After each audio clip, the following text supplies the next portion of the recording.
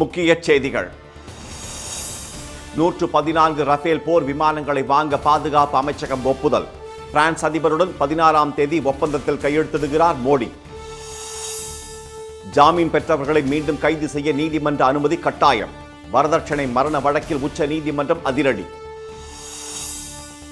பாஜக அரசு தன் மீது என்ன நடவடிக்கை எடுத்தாலும் பரவாயில்லை, நாட்டை மோடி விற்றுவிட்டார் என்றதில் இருந்து பின்வாங்க போவதில்லை என ராகுல் உறுதி. தமிழ்நாட்டிற்கு நிதி ஒதுக்காத மத்திய அரசை கண்டித்து மாநிலம் தழுவிய போராட்டம். தேர்தலில் மக்கள் பாடம் புகட்டுவார்கள் என திமுக கூட்டணி கட்சிகள் எச்சரிக்கை. கலிதாசியாவின் வங்கதேச தேசியவாத கட்சி பெரும்பான்மை இடங்களில் முன்னிலை. தேர்தலை ரத்து செய்யுமாறு முன்னாள் பிரதமர் ஷேக் ஹசீனா வலியுறுத்தல். வணக்கம். வணக்கம். பிரான்ஸ் நாட்டில் இருந்து 3.26 லட்சம் கோடி ரூபாய் செலவில் புதிதாக 114 ரஃபேல் போர் விமானங்களை வாங்க பாதுகாப்பு அமைச்சகம் ஒப்புதல் அளித்துள்ளது. உலகின் அதிநவீன போர் விமானங்களின் வரிசையில் ரஃபேல் முக்கிய இடத்தை பிடித்துள்ளது. இந்தியாவிடம் ஏற்கனவே விமானப்படை வசம் 36 ரஃபேல் விமானங்கள் பயன்பாட்டில் உள்ள நிலையில் கடற்படைக்கு 26 ரஃபேல் விமானங்கள் வாங்குவதற்கான ஒப்பந்தம் கடந்த ஆண்டு ஏப்ரல் மாதம் கையெழுத்தானது. மேலும் மிக் 21, ஜாகுவார் போன்ற போர் விமானங்கள் ஒவ்வொன்றாக சேவையில் இருந்து விடுவிக்கப்பட்டு வருகின்றன. இந்நிலையில் பாகிஸ்தான் மீதான ஆபரேஷன் சிந்தூர் தாக்குதலை அடுத்து கூடுதல் போர் விமானங்களின் தேவை அதிகரித்துள்ளதாக விமானப்படை தரப்பில் கோரிக்கை முன்வைக்கப்பட்டது. இதையடுத்து 3.26 லட்சம் கோடி ரூபாய் செலவில் 114 ரஃபேல் விமானங்களை வாங்குவதற்கு பாதுகாப்புத்துறை அமைச்சர் திரு ராஜ்நாத் சிங் தலைமையில் டெல்லியில் நடைபெற்ற பாதுகாப்பு கொள்முதல் கவுன்சில் கூட்டத்தில் ஒப்புதல் அளிக்கப்பட்டது. பிரான்ஸ் அதிபர் இமானுவேல் மேக்ரான் டெல்லியில் நடைபெறும் செயற்கை நுண்ணறிவு மாநாட்டில் பங்கேற்க 2 நாள் சுற்றுப்பயணமாக வரும் 16ஆம் தேதி இந்தியா வருகிறார். பிரதமர் திரு மோடியுடனான அவரது சந்திப்பின் போது இரு தலைவர்கள் இடையே இது தொடர்பாக பேச்சுவார்த்தை நடத்தப்பட்டு ஆரம்ப கட்ட ஒப்பந்தம் கையெழுத்தாகும் என கூறப்படுகிறது. 2027ஆம் ஆண்டின் தொடக்க நிலையில் இந்த ஒப்பந்தம் முழு வடிவம் பெறும் என எதிர்பார்க்கப்படுகிறது. அதன்படி 14 விமானங்களை நேரடியாக விற்கவும் 90 விமானங்களை இந்தியாவிலேயே தயாரித்து வழங்கவும் பிரான்சின் டசால்ட் ஏவியேஷன் நிறுவனம் ஒப்புக்கொண்டுள்ளது. 3.26 லட்சம் கோடி மதிப்பிலான இந்த கொள்முதல் சமீபத்திய ஆண்டுகளில் நடக்கும் உலகின் மிகப்பெரிய இராணுவ கொள்முதல் திட்டங்களில் ஒன்றாக கருதப்படுகிறது. இந்தியா பிரான்ஸ் இடையிலான இந்த ஒப்பந்தத்தின் மூலம் மொத்தம் 176 விமானங்களுடன் உலகிலேயே அதிக ரஃபேல் போர் விமானங்களை வைத்திருக்கும் நாடு என்ற பெயரை இந்தியா பெற உள்ளது. குற்றம் சாட்டப்பட்டவர்களுக்கு ஜாமீன் வழங்கப்பட்ட பின்னர் அவர்களை மீண்டும் கைது செய்ய நீதிமன்றத்தின் அனுமதி கட்டாயம் தேவை என உச்சநீதிமன்றம் உத்தரவிட்டுள்ளது. வரதட்சணை மரணம் தொடர்பான வழக்கு ஒன்றை விசாரித்த அலகாபாத் உயர்நீதிமன்றம் குற்றப்பத்திரிகை தாக்கல் செய்யப்படும் வரைதான் முன்ஜாமீன் உத்தரவு அமலில் இருக்கும் என்று கூறி குற்றப்பத்திரிகை தாக்கல் செய்யப்பட்ட பின்பு முன்ஜாமீன் நீட்டிப்பை மறுத்துவிட்டது. இதை எதிர்த்து தாக்கல் செய்யப்பட்ட மேல்முறையீட்டு மனு உச்சநீதிமன்ற நீதிபதிகள் திரு பர்திவாலா மற்றும் திரு விஸ்வநாதன் ஆகியோர் முன்பு நேற்று விசாரணைக்கு வந்தது. அப்போது முக்கியத்துவம் வாய்ந்த தீர்ப்பை நீதிபதிகள் வழங்கினர். ஏற்கனவே ஜாமீனில் வெளிவந்த ஒரு குற்றவாளி மீது ஜாமீனில் வெளிவர முடியாத புதிய குற்றம் குற்றப்பத்திரிகையில் சேர்க்கப்பட்டாலும் புலனாய்வு அமைப்பால் தானாகவே மீண்டும் கைது செய்ய முடியாது என்று நீதிபதிகள் தெரிவித்தனர். புதிதாக சேர்க்கப்பட்ட குற்றம் தொடர்பாக கைது நடவடிக்கையை தொடர்வதற்கு முன்பு ஜாமீன் வழங்கிய நீதிமன்றத்திடமிருந்து அனுமதி பெற வேண்டும் என்று நீதிபதிகள் தெளிவுபடுத்தினர். பிரதீப் ராம் வர்சஸ் ஜார்க்கண்ட் மாநிலம் மற்றும் பிரகலாத் சிங் பட்டி வர்சஸ் டெல்லி மாநிலம் ஆகிய வழக்குகளை சுட்டிக்காட்டிய நீதிபதிகள் இதுபோன்ற சூழ்நிலைகளில் நீதிமன்றங்கள் தங்கள் மனதை புதிதாக பயன்படுத்த வேண்டும் என்று கூறி புதிய வழிகாட்டுதல்களையும் நீதிபதிகள் வெளியிட்டனர். அதன்படி புதிதாக சேர்க்கப்பட்ட பிணையில் வெளிவர முடியாத குற்றங்களுக்காக குற்றம் சாட்டப்பட்டவர் சரணடைந்து ஜாமீனுக்கு விண்ணப்பிக்கலாம் என்றும் பிணை மறுக்கப்பட்டால் குற்றம் சாட்டப்பட்டவரை கைது செய்யலாம் என்றும் நீதிபதிகள் அறிவுறுத்தினர். குற்றம் சாட்டப்பட்டவரை கைது செய்வதற்கும் அவரை காவலுக்கு வைப்பதற்கும் முறையே குற்றவியல் நடைமுறை சட்டத்தின் பிரிவுகள் 437(5) அல்லது 439(2) கீழ் நீதிமன்றத்திடம் விசாரணை அமைப்புகள் உத்தரவு கோரலாம் என்றும் அவர்கள் தெரிவித்தனர். தமிழ்நாட்டிற்கு நிதி ஒதுக்காத மத்திய அரசையும் அதற்கு துணை போகும் அதிமுகவையும் கண்டித்து மாநிலம் முழுவதும் திமுக தலைமையிலான மதச்சார்பற்ற முற்போக்கு கூட்டணி கட்சிகள் ஆர்ப்பாட்டத்தில் ஈடுபட்டன. சென்னை வேளச்சேரியில் நடந்த ஆர்ப்பாட்டத்தில் மத்திய அரசை கண்டித்து முழக்கங்களை எழுப்பிய திமுக, காங்கிரஸ் உள்ளிட்ட கூட்டணி கட்சியினர் தமிழ்நாட்டிற்கு நிதி வழங்காத மத்திய அரசுக்கு சட்டப்பேரவை தேர்தலில் மக்கள் பாடம் புகட்டுவார்கள் என தெரிவித்தனர்.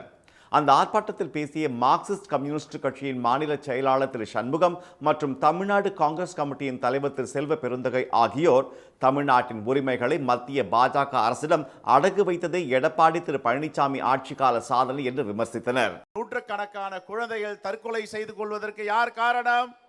ஒன்றிய அரசிற்கு துணை போனது யார்? ஒன்றிய அரசு சொன்ன இடத்தில் கையொப்பமிட்டது யார்? நீட் தேர்வை தமிழ்நாட்டில் அனுமதித்தது யார்? எடப்பாடி பழனிசாமி அவர்கள். தமிழ்நாட்டு மக்களே, நூற்றுக்கணக்கான குழந்தைகள் தற்கொலைக்கு எடப்பாடி பழனிசாமியும் ஒன்றிய அரசு தான் பொறுப்பு. தமிழ்நாடு போன்ற மாநிலங்களை பாரபட்சமாக நடத்துவது, நிதி ஒதுக்கீட்டிலே பாரபட்சமாக நடந்து கொள்வது, திட்டங்களை வழங்குவதிலே பாரபட்சமாக நடந்து கொள்வது என்கிற முறையில் ஒரு கண்ணில் வெண்ணெய் மற்றொரு கண்ணில் சுண்ணாம்பு என்கிற முறையிலே தான் ஒன்றிய பிஜேபி அரசாங்கத்தினுடைய அணுகுமுறை என்பது இருக்கிறது. திருவொற்றியூரில் நடந்த கண்டன ஆர்ப்பாட்டத்தில் கலந்து கொண்ட திமுக செய்தி தொடர்பாளர் திரு டி.கே.எஸ். இளங்கோவன், இந்தியை திணிக்கும் புதிய கல்விக் கொள்கையை நடைமுறைப்படுத்தினால்தான் பணம் தருவோம் என்று கூறி தமிழ்நாட்டை மத்திய அரசு தொடர்ந்து வஞ்சித்து வருவதாக கூறினார். தமிழக மக்களின் கோரிக்கைகளை மத்திய அரசு தொடர்ந்து புறக்கணிப்பதாக அவர் குற்றம் சாட்டினார். மக்களுக்கு பாடுபடுகிற மாநிலங்களுக்கு குறைந்த நிதியும் வழங்கி கொண்டிருப்பது என்பது தமிழ்நாட்டு மக்களை ஒட்டுமொத்தமாக வஞ்சிக்கிற, தமிழ்நாட்டின் முன்னேற்றத்துக்கு தடையாக இருக்கிற, தமிழ்நாட்டு மக்களுக்கு எந்த நன்மையும் கிடைக்கக்கூடாது என்ற கெட்ட எண்ண கெடுபுத்தியோடு ஒன்றிய அரசு நடந்து கொள்கிறது. பொன்னேரி அருகே மீஞ்சூரில் நடந்த மதச்சார்பற்ற முற்போக்கு கூட்டணி கட்சிகளின் ஆர்ப்பாட்டத்தில் பட்ஜெட்டில் தமிழ்நாட்டிற்கு நிதி வழங்காத பாஜக அரசின் செயலை குறிப்பிடும் வகையில் முட்டை வழங்கப்பட்டது. நெல்லை மாவட்டம் வள்ளியூரில் நடைபெற்ற ஆர்ப்பாட்டத்தில் பங்கேற்ற முன்னாள் எம்எல்ஏ திரு மனோஜ் பாண்டியன், 1986 சிலுவம்பாளையம் பஞ்சாயத்து தேர்தலில் தோல்வியுற்றவர் எடப்பாடி பழனிசாமி என்றும், கூவத்தூரில் எடப்பாடி பழனிசாமி உருவாக்கிய ஆட்சி பாஜகவிடம் சரணடைந்த அடிமை ஆட்சி என்றும் விமர்சித்தார். நெல்லை, தூத்துக்குடி, கன்னியாகுமரி, மதுரை உள்ளிட்ட பல பகுதிகளில் ஆர்ப்பாட்டத்தில் ஈடுபட்ட மதச்சார்பற்ற முற்போக்கு கூட்டணி கட்சிகள் எடப்பாடி திரு பழனிசாமி தலைமையிலான அதிமுக தமிழர்களின் உரிமைகளை டெல்லியில் அடகு வைத்து விட்டதாக சாடின. புதுக்கோட்டையில் ஆர்ப்பாட்டத்தில் ஈடுபட்ட மதசார்பற்ற கூட்டணி கட்சியினர் வீதி வீதியாக நடந்து சென்று முட்டைகளை மக்களுக்கு வழங்கினர்.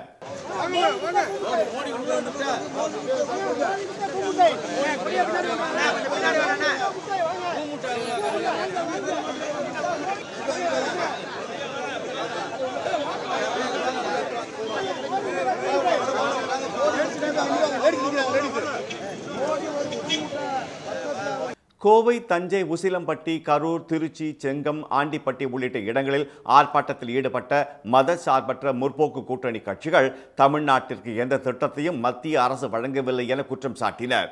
இந்தி மற்றும் சமஸ்கிருதத்தை பிற மொழிகள் பேசும் மக்கள் மீது திணிப்பதே மத்திய அரசின் கொள்கையாக உள்ளதாக அவர்கள் சாடினர். பாஜக அரசு தன் மீது என்ன நடவடிக்கை எடுத்தாலும் நாட்டை பிரதமர் திரு மோடி விற்றுவிட்டார் என்ற நிலைப்பாட்டிலிருந்து பின்வாங்க போவதில்லை என்று எதிர்க்கட்சித் தலைவர் திரு ராகுல் காந்தி திட்டவட்டமாக தெரிவித்துள்ளார். இந்தியா, அமெரிக்கா இடையே வர்த்தக ஒப்பந்தம் செய்வது தொடர்பாக சமீபத்தில் கூட்டறிக்கை வெளியிடப்பட்டது. இதை சுட்டிக்காட்டி நாடாளுமன்றத்தில் பேசிய திரு ராகுல் காந்தி மத்திய அரசையும் பிரதமர் திரு மோடியையும் கடுமையாக விமர்சித்திருந்தார். அமெரிக்காவுடனான ஒப்பந்தத்தில் மத்திய அரசு சமரசம் செய்து கொண்டு விட்டதாகவும், இந்தியாவையும் விவசாயிகளையும் பிரதமர் திரு மோடி விற்றுவிட்டதாகவும் சாடினார். இந்நிலையில் திரு ராகுல் காந்திக்கு எதிராக நாடாளுமன்றத்தில் உரிமை மீறல் தீர்மானம் கொண்டுவர பாஜக திட்டமிட்டு வரும் நிலையில் அவரை சஸ்பெண்ட் செய்ய வேண்டும் என்றும் பாஜக உறுப்பினர்கள் கோரிக்கை விடுத்துள்ளனர்.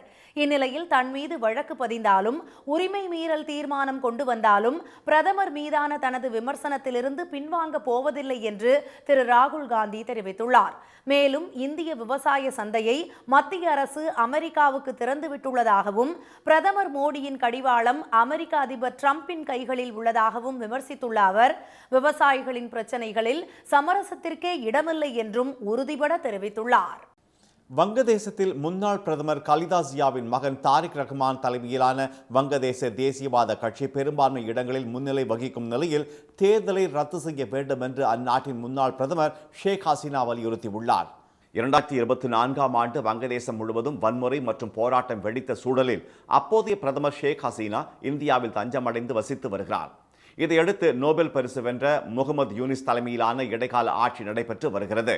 ஹசீனாவின் அவாமி லீக் கட்சியின் பதிவை அந்நாட்டு தேர்தல் ஆணையம் ரத்து செய்ததால் அக்கட்சியினர் தேர்தலில் போட்டியிட முடியாத சூழல் ஏற்பட்டது. இதனால் வங்கதேச தேர்தலில் 30 ஆண்டுகளில் முதல் முறையாக வாக்குச்சீட்டில் ஷேக் ஹசீனாவின் படகு சின்னம் இடம்பெறவில்லை. இதையடுத்து நேற்று நடைபெற்ற பொது தேர்தலில் மொத்தம் 55% வாக்குகளை பதிவானது. வங்கதேசத்தில் ஆட்சி மாற்றத்தை தீர்மானிக்கும் சக்தியாக திகழ்ந்த இளைஞர்களின் என்சிபி கட்சி தேர்தலில் படுதோல்வியை சந்தித்துள்ளது. மொத்தம் உள்ள 300 தொகுதிகளில் முன்னாள் பிரதமர் கலிதா ஜியாவின் மகன் தாரிக் ரஹ்மான் தலைமையிலான பிஎன்பி எனப்படும் வங்கதேச தேசியவாத கட்சி 175 இடங்களில் முன்னிலை வகிக்கிறது. ஆட்சி அமைக்க 151 இடங்கள் தேவை என்ற நிலையில் அக்கட்சி தனி பெரும்பான்மையுடன் ஆட்சி அமைக்கும் என எதிர்பார்க்கப்படுகிறது. ஜமாத்தி இஸ்லாமி கட்சி 30க்கும் மேற்பட்ட தொகுதிகளை கைப்பற்றும் சூழல் உள்ளது. ஒரே ஒரு இடத்தில் மட்டுமே இளைஞர்களின் என்சிபி கூட்டணி வென்றுள்ளது. இன்னும் சற்று நேரத்தில் முழுமையான தேர்தல் முடிவுகள் வெளியாகும் என எதிர்பார்க்கப்படுகிறது. இதனிடையே முன்னாள் பிரதமர் ஷேக் ஹசீனா விடுத்துள்ள அறிக்கையில் அவாமி லீகின் பங்கேற்பு இல்லாமல் நடத்தப்பட்ட இந்த தேர்தல் ஜனநாயக விதிமுறைகள் மற்றும் அரசியலமைப்பு கொள்கைகளை நிலைநிறுத்த தவறிவிட்டது என்று குற்றம் சாட்டியுள்ளார். இந்த தேர்தலை நிராகரித்ததற்காக மக்களுக்கு நன்றி என்று குறிப்பிட்டுள்ள ஷேக் ஹசீனா மிக குறைந்த வாக்கு சதவீதத்தை கொண்டுள்ள இந்த தேர்தலை ரத்து செய்ய வேண்டும் என்றும் வலியுறுத்தியுள்ளார். வங்கதேச தேர்தலில் 8 லட்சம் ஊழியர்கள் பணியில் ஈடுபட்ட நிலையில் 9 லட்சம் பாதுகாப்பு வீரர்கள் தேர்தல் பாதுகாப்பு பணியில் ஈடுபட்டுள்ளனர். வருமான வரி சோதனை நடத்தி பாஜகவில் சேர நெருக்கடி தரப்படுவதாக சத்தீஸ்கரின் முன்னாள் முதலமைச்சர் திரு பூபேஷ் பாகல் குற்றம் சாட்டியுள்ளார். காங்கிரஸ் மூத்த தலைவரும் 2018ஆம் ஆண்டு முதல் 2023ஆம் ஆண்டு வரை சத்தீஸ்கர் மாநிலத்தின் முதலமைச்சராக இருந்தவருமான திரு பூபேஷ் பாகல் மத்திய உள்துறை அமைச்சர் திரு அமித்ஷா மீது பரபரப்பு குற்றச்சாட்டை முன்வைத்துள்ளார். 2022ஆம் ஆண்டு மதுபான வழக்கில் சுமார் 2000 கோடி ரூபாய் ஊழல் நடைபெற்றதாக இவர் மீது தொடரப்பட்ட வழக்கு அமலாக்கத்துறை விசாரித்து வருகிறது. இந்நிலையில் தன் மீதான வழக்குகள் தொடர்பாக தன்னை தொலைபேசியில் தொடர்பு கொண்டு திரு அமித்ஷா பேசியதாகவும் அப்போது பாஜகவில் சேர அவர் மறைமுகமாக மிரட்டியதாகவும் திரு பூபேஷ் பாகல் புகார் தெரிவித்துள்ளார். அவர் என்ன சொல்ல விரும்புகிறார் என்பதை தான் உணர்ந்து கொண்டதாகவும் பாஜகவில் சேருவது என்ற பேச்சுக்கு இடமில்லை என்று அவரிடம் திட்டவட்டமாக தெரிவித்து விட்டதாகவும் கூறியுள்ளார். மேலும் திரு அமித்ஷா பேசிய மறுநாளே தனது வீட்டில் வருமான வரி சோதனை நடைபெற்றதாகவும் அவர் கூறியுள்ளார். எதிர்க்கட்சிகளைச் சேர்ந்தவர்கள் மீது முதலில் பாஜக குற்றச்சாட்டுகளை முன்வைப்பதாகவும் பின்னர் வருமான வரி மற்றும் அமலாக்கத்துறை போன்றவற்றை காட்டி மிரட்டுவதே அவர்களது பாணியாக உள்ளதாகவும் சத்தீஸ்கர் முன்னாள் முதலமைச்சர் தெரிவித்துள்ளார். யாராவது இதில் சிக்கினால் பாஜக வாஷிங் மெஷின் மூலம் அவர்கள் சுத்தமாக வெளியே வர முடியும் என்றும் பாகல் கூறினார். அசாம் முதலமைச்சர் திரு ஹிமந்த் பிஸ்வா சர்மா, மகாராஷ்டிரா முன்னாள் துணை முதலமைச்சர் அஜித் பவார் மற்றும் முன்னாள் மத்திய அமைச்சர் திரு நாராயண் ராணே ஆகியோர் இவ்வாறுதான் சுத்தமாக்கப்பட்டதாக அவர் சுட்டிக்காட்டினார். கடன் வசூலில் முகவர்கள் அத்துமீறுவதை தடுக்க வாடிக்கையாளரிடம் பேசும் அனைத்து தொலைபேசி அழைப்புகளையும் பதிவு செய்ய ரிசர்வ் வங்கி உத்தரவிட்டுள்ளது. வங்கி கடன் பெற்றவர்களிடம் முகவர்கள் அடியாட்களுடன் சென்று மிரட்டி பணம் வசூலிப்பதாக நாடு முழுவதும் ஏராளமான புகார்கள் எழுந்தன. இத்தகைய வசூலின் போது குடும்ப உறுப்பினர்களும் அச்சுறுத்தலுக்கு ஆளாக்கப்படும் நிலையில் மன உளைச்சலில் பலர் தற்கொலை செய்து கொண்ட சம்பவங்களும் அரங்கேறின. இந்நிலையில் கடன் மீட்பு விதிகளை ரிசர்வ் வங்கி தற்போது கடுமையாக்கியுள்ளது. அதன்படி வங்கி கடன் வசூலில் ஈடுபடும் முகவர்கள் வாடிக்கையாளர்களிடம் நடந்து கொள்ளும் விதம் தொடர்பான பயிற்சியை கட்டாயமாக்க வேண்டும் என்று அறிவுறுத்தப்பட்டுள்ளது. ஒரு முகவரால் கடன் பெற்றவருக்கு மேற்கொள்ளப்படும் அனைத்து தொலைபேசி அழைப்புகளும் பதிவு செய்யப்படுவதை வங்கிகள் உறுதி செய்ய வேண்டும் என்றும் வழிகாட்டுதல் வழங்கப்பட்டுள்ளது. கடன் வசூலுக்காக தவறான வார்த்தைகளை பயன்படுத்துவதையும் பொருத்தமற்ற செய்திகளை அனுப்புவதையும் தவிர்க்க வேண்டும் என்றும் கடன் பெற்றவரின் இடத்திற்கு செல்லும் போது கண்ணியத்தையும் ஒழுக்கத்தையும் கடைபிடிக்க வேண்டும் என்றும் ரிசர்வ் வங்கி அறிவுறுத்தியுள்ளது.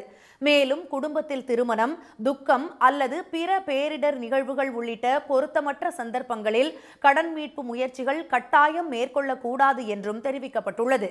கடந்த வாரம் நிதி கொள்கை மறு ஆய்வை அறிவிக்கும் போது ரிசர்வ் வங்கி ஆளுநர் திரு சஞ்சய் மல்ஹோத்ரா வெளியிட்ட அறிவிப்பை தொடர்ந்து இந்த புதிய வழிகாட்டுதல்கள் வழங்கப்பட்டுள்ளன. அதிமுக முன்னாள் அமைச்சர் திரு எம்.ஆர். விஜயபாஸ்கர் வீட்டில் சட்டவிரோதமாக பதுக்கி வைத்திருந்த 112 யூனிட் ஆற்று மணலை காவல்துறையினர் பறிமுதல் செய்தனர்.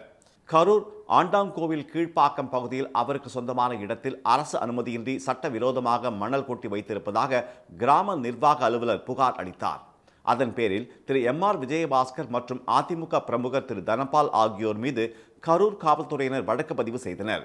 மணலை பறிமுதல் செய்வதற்காக டிப்பர் லாரிகள் மற்றும் ஜேசிபிகளுடன் சென்ற காவல்துறையினரை அதிமுகவினர் தடுத்து நிறுத்தி வாக்குவாதத்தில் ஈடுபட்டனர்.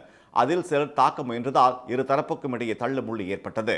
2 மணி நேரம் போராட்டத்திற்கு பிறகு திரு விஜயபாஸ்கர் மற்றும் திரு தனபால் வீடுகளில் பதுக்கி வைத்திருந்த 112 யூனிட் ஆற்று மணலை காவல்துறையினர் பறிமுதல் செய்தனர். நள்ளிரவில் நடந்த இந்த சம்பவத்தால் கரூரில் பதற்றம் நிலவியது. வங்கக்கடலில் நாளை மறுநாள் புதிதாக குறைந்த காற்றழுத்த தாழ்வு பகுதி உருவாகக்கூடும் என்று சென்னை வானிலை ஆய்வு மையம் எச்சரித்துள்ளது. சென்னை மற்றும் புறநகர் பகுதிகளில் இன்று லேசான பனிமூட்டம் நிலவியது.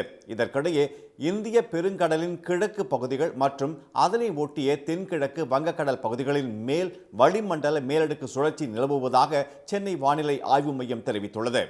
இதன் காரணமாக அதே பகுதியில் நாளை மறுநாள் குறைந்த காற்றழுத்த தாழ்வு பகுதி உருவாகக்கூடும் என்றும் ஆய்வு மையம் கூறியுள்ளது.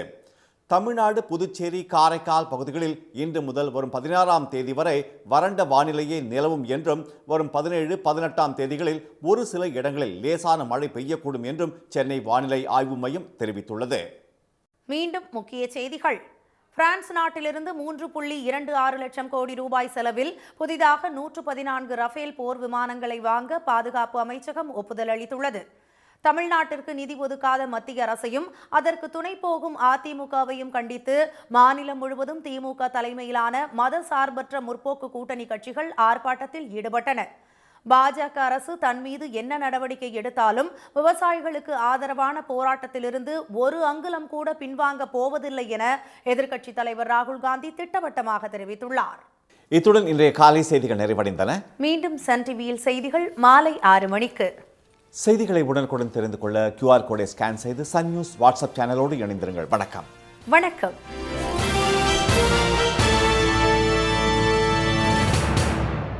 உடனுக்குடன் செய்திகளை தெரிந்து கொள்ள சன் நியூஸ் பெல் ஐகானை கிளிக் பண்ணுங்க.